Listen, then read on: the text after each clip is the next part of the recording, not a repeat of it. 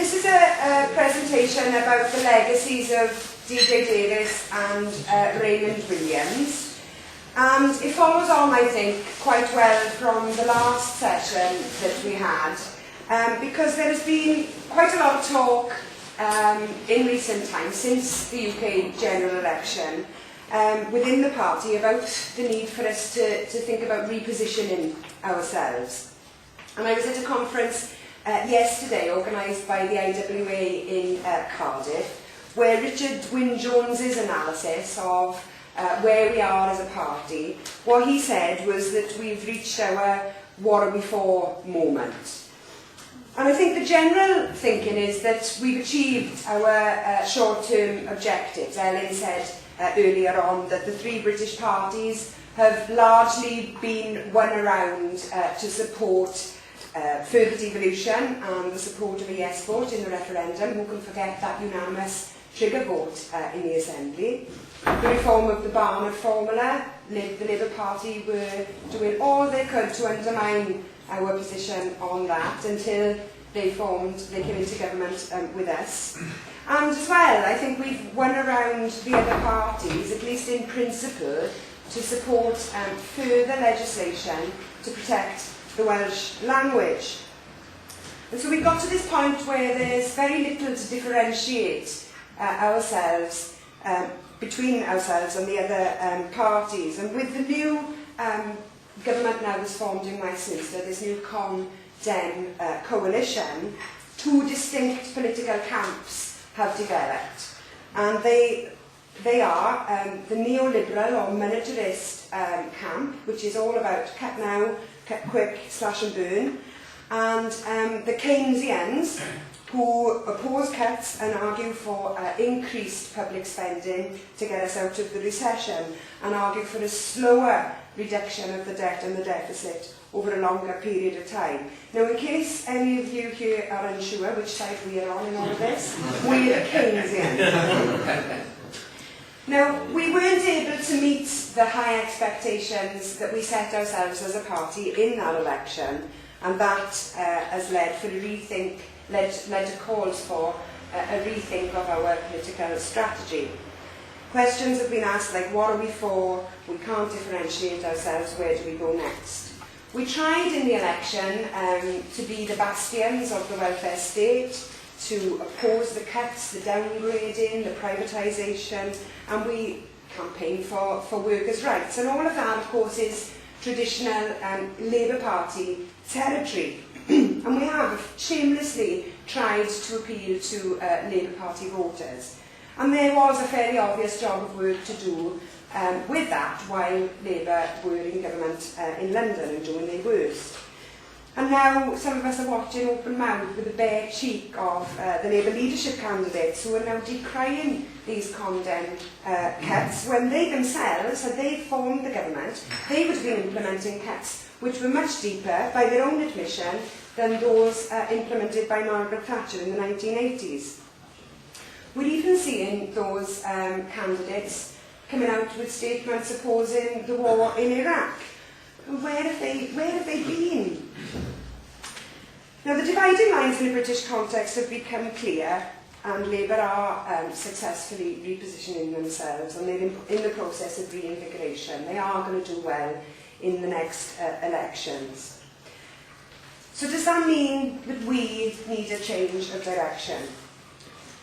Labour also, on a UK level, are going to have a new leader, which will also help to reinvigorate them. And all of those, the risk for us is that all those attacks on working people, the refusal to regulate the banks, those terrible wars in the Middle East, and the sucking up to the rich, will all be forgotten because the new leader won't be associated with the Blair and the Brown years. But the reality for us, I think, is that we can't play the British game. We can't compete. We've got no place on that political spectrum. The big fights on that stage are going to be the Con-Dem cuts versus Labour's defence of the welfare state. And of course, at UK elections, those positions will be played out in the leadership debates, which of course our voice is completely excluded from. It's wrong. Yes, it is unfair. And yes, Labour are getting away with shamelessly and deliberately lying to the electorate. And yes, in Wales now we can see that they're shamelessly promoting pro-national question policies after they've lost the election. I wonder why that is. So yes, we can say it's unfair, but we can't base our political strategy bleating about the unfairness of it all. We know it's unfair. We know none of us are operating on a level playing field with the British parties. Wales's position in Britain is unfair. We all know that, and of course that is why we are all in Plaid Cymru. So we can bleat as much as we like, but ultimately, to use an often used phrase in the Assembly, we are where we are. We've decided which side of the debate we're on. We can't row back from our Keynesian position now. That would make us a laughing stock. So I think we have to face the fact that in a British and UK context, we are pretty much stuck with the role of being the honest minority party voice in a progressive coalition with Labour against the ideological shrinking of the state as propagated by the Conservatives and the Liberal Democrats. We should point out Labour's Damascene conversions, of course we should. And let's face it, we are letting them get away with claiming the ground of the defenders of the Welsh working class interests. But we are so small, we can't really challenge them at that UK level. We can point these things out in Wales, we shouldn't allow them to rewrite history, but it is going to be a very difficult thing for us to actually do. So there's very little we can do about the political context that we're operating in. But what we must do, in my view, is carve out a new role for ourselves as a party within that context.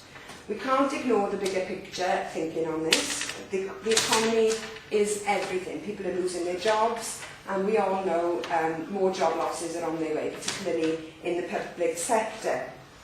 So whatever we do over the next period, we have to have a convincing plan to turn around the Welsh economy. And given what we as a party have accepted about climate change and peak oil, it makes sense to me for that economic plan to be geared towards building the resilience of our communities to be able to cope with the crises that are on our way. Now, Ian has started a little bit of this thinking with the publication of his economic renewal plan last week, but we all know that he has neither the resources nor the levers of power to radically transform the Welsh economy in the way that it needs to be transformed. So with all of that in mind, what I hope this session will be able to do today is to provide some ideas for the development of a new direction, of a new strategy. Some ideas for those much needed differentiators in the run-up to the Assembly elections, some unique selling points for Plaid Cymru, if you like. And the beauty of it all is that I think we can develop this new direction in a way that doesn't compromise our basic principles as a party, and what's more, we don't have to start the work from scratch. So this session is billed as being about the legacies of two giant thinkers in this party's history. You could be forgiven for thinking, is it going to be a history lesson?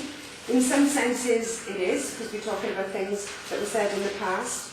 But I do hope that it will be more than that. I hope that it will provide us with a basis for thinking through for the future. I'll be looking at some of the work of two men who did their thinking and writing in the past. Two men who are unfortunately not with us anymore. I really wish they were, because they could really contribute to this debate, I think. But what they have done is left us with a fantastic body of work which presents for us in Wales amazing opportunities, in my opinion, to deal with the political crises that every one of us on this planet is going to face over the coming decade or so. The economic problems that Wales faces today are not new, and neither are they inevitable. Both Raymond Williams and D J Davies believed that we have in our people and in our strong community bonds, as well as our natural resources as a country, all the ingredients that we need to be able to thrive as a self-sustaining and self-sufficient nation. They had a great vision of what this country could become. The question is, can we be inspired by their vision? And furthermore, can we inspire other people with it as well? Are there policies that we can offer to the people of Wales that can lay down the foundations for a political and economic infrastructure that allows their vision to be realised? Can we come up with policies that will allow our country to thrive? Now, I'm going to put a caveat in here because I'm by no means an expert on the work of DJ Davies or Raymond Williams. DJ Williams. No, DJ Davies. DJ Davies. DJ Williams, you've got him. The programme is wrong. All right. That explains why people think of it. It is DJ Davies. Yeah. So as I was saying, I'm not an expert on the work of either of them. I've dipped into their work, if you like, and I'd love to have the time to study both of them in a lot more depth, but I don't. And there are plenty of people in Wales and members of this party who have incredible expertise on their work. Leanne Lansdowne, the party's chief executive, drew heavily on the work of Raymond Williams for her doctoral thesis. And Daniel Williams, who wrote this book, Swampy Academic, who put this book together, is a member of Plaid Cymru, you'll be pleased to know. And David Tristan, the former chief executive of the party, told me some very interesting gossip the other day about DJ Davies's private living arrangements, which I'm not going to repeat now, but it's very interesting. And Mabon Gwynfor told me just last weekend about the close collaboration between DJ and his grandfather, Gwynfor Evans. So there are plenty of people in Plaid who can give you a much more expertise analysis of their work. But what I hope I can give you is just a little flavour of what their politics and work was about, and also to try and convey to you why my discovery of these two giant thinkers has excited and inspired me to think about their historic contributions to the formation and philosophy of Plaid Cymru, and how that can help us face the problems that we've got today. So it's not a history lesson, hopefully it'll be a thinking session. For some of you it'll be an introductory session, you may never have read anything written by either of them, and to others who will be much more familiar with their writings, I'm going to apologise to you now for telling you something that you already know. In Laura McAllister's book, which I'm sure a lot of you are familiar with, she names three thinkers who have particularly influenced Plaid Cymru. And those three are Saunders Lewis, I'm not going to talk about Saunders Lewis today, DJ Davies and Raymond Williams. And this is what she had to say about DJ and Raymond. To start off with, I want to just try to tell you who they are, who they were, because we're all a product of our experiences, and Laura gives us a little bit of an insight as to where they came from in their backgrounds. Now, DJ and his wife, Noel, had backgrounds which were not very similar to the majority of Plaid Cymru members at that time. He was born in 1893 and had been a member of the Labour Party, and Noel was from Ireland. Both of them were convinced that there was a need to argue the economic case for Welsh freedom at a time when, in the party's early days, only the cultural case had been put. And they used their experiences from Ireland and also from Denmark, where they both lived and studied for a while, to make sure that Wales had policy to deal with Wales's pressing economic problems. For them, the economic arguments were the fundamental rationale for Welsh nationalism, and they drafted policy statements aimed at overcoming the economic problems that Wales faced at that time. And those policy statements were predominantly based on decentralist socialist policies and included the large-scale nationalisation of key industries. And they also injected much-needed economic realism into Plaid Cymru at that time. They both had associations with the folk movements in Denmark, and were heavily influenced by the related ideas of cooperatism. Now, D J Davies came from Carmel in Carmarthenshire. His father was a Rhondda miner, but from Cardiganshire, and his mother was from Ferndale in the Rhondda, so that might give you a little idea why I was so interested in it. DJ became a miner at the age of 12 and then emigrated to America at the age of 19. And he was there for only 7 years, but he was quite fond of saying that in that 7 years he felt that politically he'd lived 50. He met his wife Noelle in 1924 when they were both studying at the International People's College at Elsinore in Denmark. And when he was in Denmark, he had a conversation with an old headmaster who said to him, "Your country is ruled by England. Your duty, young man, is plain. You must go back and work to make her free." Now that conversation seems to have had a big impact on him, and it took him only a few months before he returned to Wales and joined Plaid Cymru. And that conversation took place just a few months before the party was formed. He understood, as did many miners, the importance of education, but found it very difficult to study because his money kept running out, so he'd start a course and then have to finish it. But eventually, in 1925, he came back to Wales. He studied economics at Aberystwyth, and that's where he met many of the founders of the new Plaid Cymru. Now, DJ and Noelle, they worked as a two-person research unit for the party. They produced pamphlets and books, and they did inject this much-needed economic realism and precision into the policies of the early Plaid Cymru. They also recognised the importance of appealing to the English-speaking majority in Wales, instead of seeing the Welsh language as the only legitimate vehicle for converting people to the nationalist cause. They launched Welsh Nation, which we still have as our party newspaper today. They argued for the historic integrity of Monmouthshire and Wales, which was a big question then, not so much the question now, although English Democrats would like to put it back on the agenda. And they argued for the decentralised, locally based form of social and economic democracy, which respected and built upon the different traditions of Wales's communities. Their focus on the economy was timely in view of the economic crisis that Wales faced in the 1930s. And it was also much needed because, until their intervention, Plaid Cymru had interpreted politics largely from a cultural and linguistic perspective. Now, the particular brand of cooperative, decentralist socialism promoted by the Davies merged neatly with Plaid Cymru's existing thinking to the small-scale economic unit and the anti-state focus. It fitted with the look after the small things, small is beautiful ethos.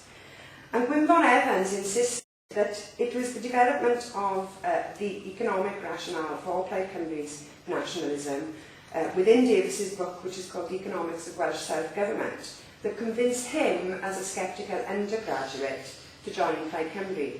That was quite an important recruit, I would argue. Now on to Raymond Williams. Laura tells us that he was the son of a railway signalman in Pandy, just outside Abergavenny, border country, right on the border between Wales and England. He was a very, very well-known and successful Cambridge academic who contributed some very important ideas in the field of cultural criticism. Bizarrely, he's known all over the world. We know very little about him here in Wales. He joined Plaid Cymru quite late on in his life, but nevertheless his ideas did play a crucial part in the political and ideological outlook of Plaid. And they gave coherence, his ideas gave coherence to the party's understanding of community. And that is a word that we use, that is a concept that we use a lot in our politics today. So while DJ Davies's influence was in the founding years of the party, Raymond's influence came relatively late on in the 1970s and 1980s. And of course Raymond's joining of Plaid Cymru was very significant symbolically at the time. He'd, in his academic career, published solely in English, but his work contained an overwhelming Welsh perspective. For a lot of his career, he'd been associated with the Labour Party and British New Left politics. But he joined Plaid Cymru because he saw this party as being the rightful inheritor of the Welsh radical tradition. And Raymond was, to quote Laura McAllister, able to draw certain fundamentals from his own background and early experience to enable him to share a deep sympathy with anti-colonial struggle and peasant resistance. It was the Welsh community that formed the basis of his ideas. From his experience of the different identities associated with the border country that he came from, he was able to help Plaid Cymru to look again at the question of identity and the various forms of Welshness that existed then and of course still exist today.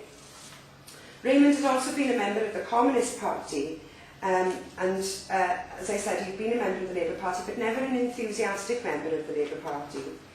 He said, "I would work for Labour in elections because there was no other choice, but I always had a very reserved attitude to the Labour Party," and I would suggest that that's where a lot of Labour voters are today. In an interview in 1987 called Practice of Possibility, he said, "The perspectives which sustained the main left organisations were simply not adequate to change the society they were seeking to change." And that's a reference to the British left political parties that he'd operated within all of his life. There was always the attempt on the left to reconstitute old models, the notion of uniting Britain or of an autonomous sovereign economy, as if what's happened in international capitalism over the last 40 years hasn't happened. In that interview, Raymond Williams argues for a new strategy for the left. But in 1987, he said that was still to be found. He said, "What blocks it, I'm saying, is this old model of creating a relatively powerful united Britain with a successful sovereign economy. But the shape of a genuine strategy would be to pass beyond the idea of altering such situations only in Britain, to adopt at least a West European perspective, where there are many people in regions in similar situations, penetrated and distorted by international capitalism and the military alliance." And that idea started the thinking in the 80s about aligning ourselves with other political parties on a European scale. Raymond saw the possibility for a new left through community socialism and said that devolution, coupled with proportional representation, would create the possibility of the left speaking in its own voice. A voice that, up until that point, had not been heard on the mainstream political stage. Now, I would argue that we are still yet to develop the political strategy that he's advocated, and while he was right that devolution has created the opportunity for the left to speak in its own voice, we are yet to turn that voice into coordinated strategic political action. D J Davies took a slightly different view of devolution in an article called The Economic Aspects of Welsh Self-Government. He says that all forms of self-government belong in the main to one of two types, devolution and full political sovereignty. And I think it's worth just having a look at what DJ had to say about devolution before looking at what he said about the economy. Because I'm of the view that what he said then is very relevant to the predicament that we face today. DJ said that any system of devolution would present difficulties from the nationalist point of view. Now, his chief objection to devolution is that only limited powers are transferred. And this is what he said: if the subordinate parliament were to infringe those clearly defined limited powers, the central parliament would declare its legislation null and void.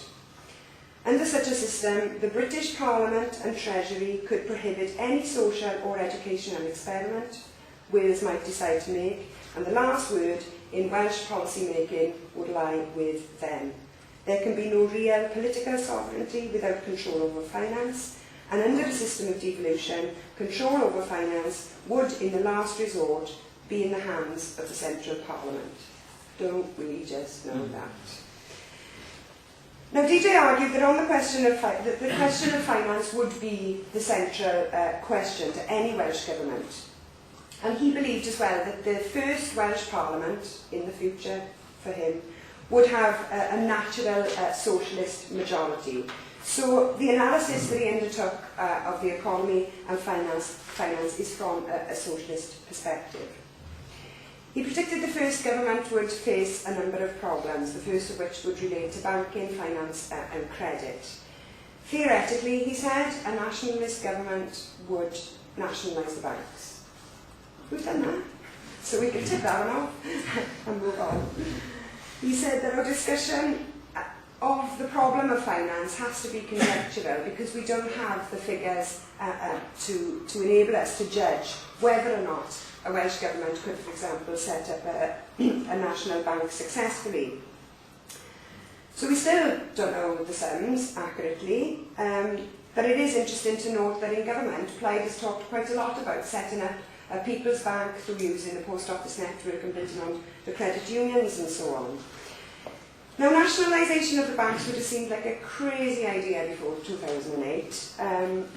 You know, nobody would have gone along with that, and I've always been of the view that banks should be nationalised, but I would have thought twice about trying to argue that point before 2008. But that banking crisis has changed that whole question, and it has taken us nearer to the period in the 1930s when D J Davies was doing his thinking. DJ talked about developing a state cooperative bank like they had in Denmark. And he argued that if a socialist government came to power in England and adopted a policy of nationalising the banks, Wales would have no difficulty in doing so. The government's aim would be to abolish the private banking system and found a Welsh National Bank. He also said we could have our own currency and even make our own special coinage to make a profit for the state. But we've got the mint in countryside. Why not? As long as the Welsh, this is what he said, as long as the Welsh Government pursues a wise financial policy, there's no reason why the credit should not stand high among the nations of the world. And he says it's obvious that Wales is, in relation to its size, one of the world's richest countries in mineral wealth and natural resources. And for me, that statement still stands true today. DJ argued for national self-sufficiency, an economy which could provide its own requirements to the maximum degree compatible with the welfare of the people.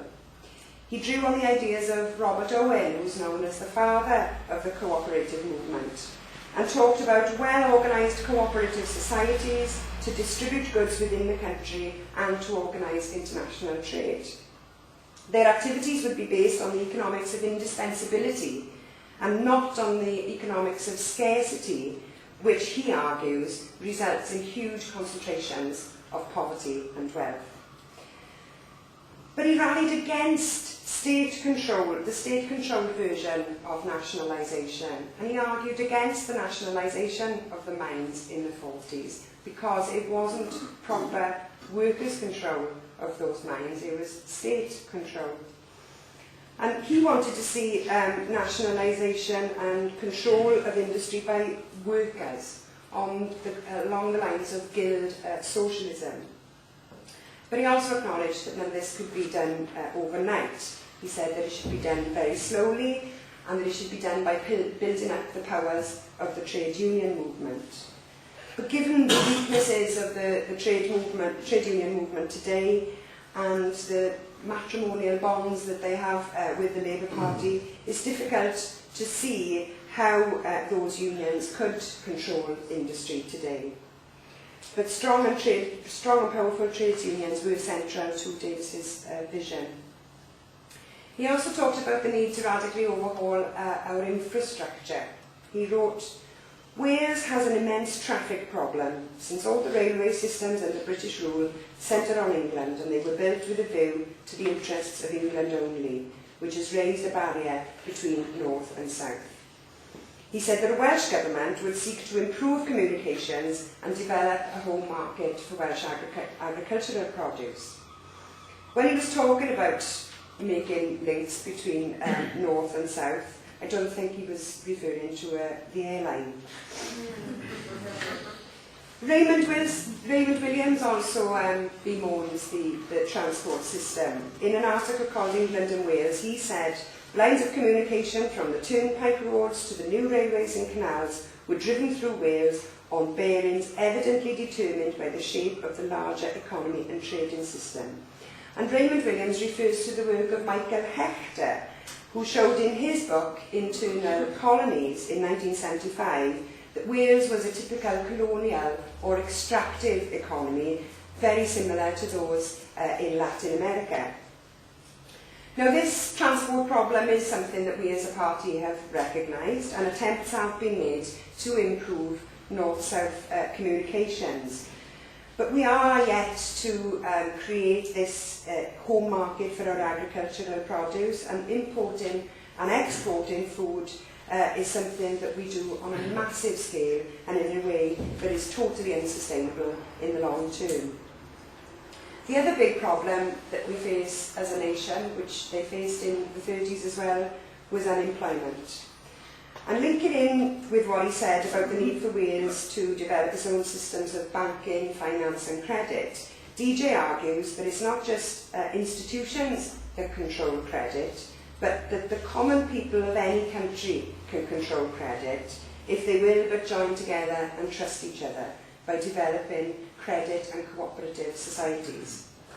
Now, credit unions are well established in Wales. They could be rolled out further, I'm sure, and we all are aware of some small-scale cooperatives.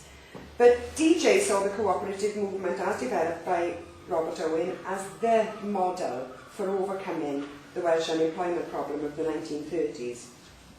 He argued that there couldn't be a speedy remedy for unemployment, that the resolving of unemployment in the long term would necessitate long-term planning as well as international cooperation, because the process of globalisation had already started in the 1930s.